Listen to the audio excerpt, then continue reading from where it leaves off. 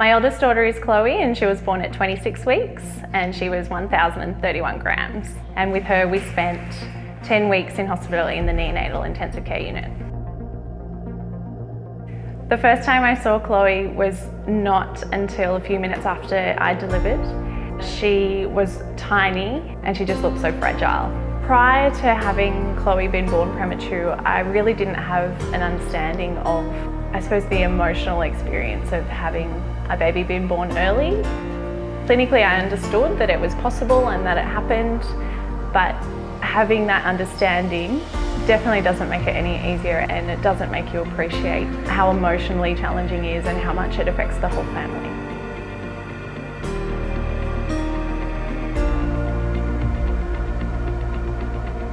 I had so many thoughts in those first couple of minutes. When my waters broke and I knew that we were going to have to do this all over again. I flashed forward to the next 3 months and I saw what the next 3 months were going to entail, and I probably didn't really want to do it. Walking out of hospital without my baby both times was probably the hardest thing I had to do.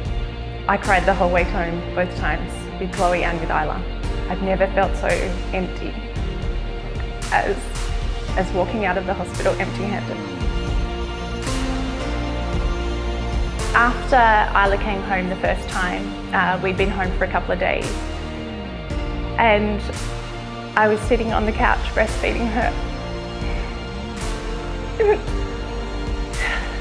And she stopped breathing and she went pale and floppy, and I had to try and help resuscitate her.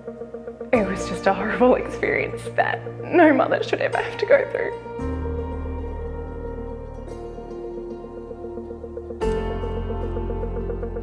Isla was really challenging.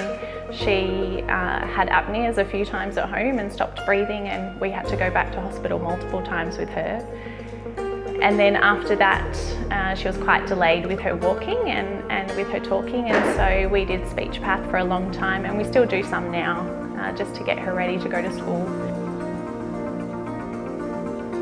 We never knew that this was going to happen again or any of that, and we never knew how involved we were going to become with miracle babies. The thing that I really remember was just knowing that someone had done this before. And I remember thinking, if they can do it, then we can do it. He was a single child, and so he always wanted to have a big family. But after what we've been through, and given that we really have won the lottery twice, we weren't prepared to risk having any more. We've got two very beautiful girls, and we're going to leave it at that.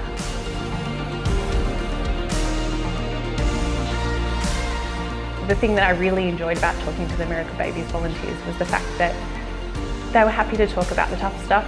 It was just nice having a relatively normal conversation with someone who really understood what you're going through.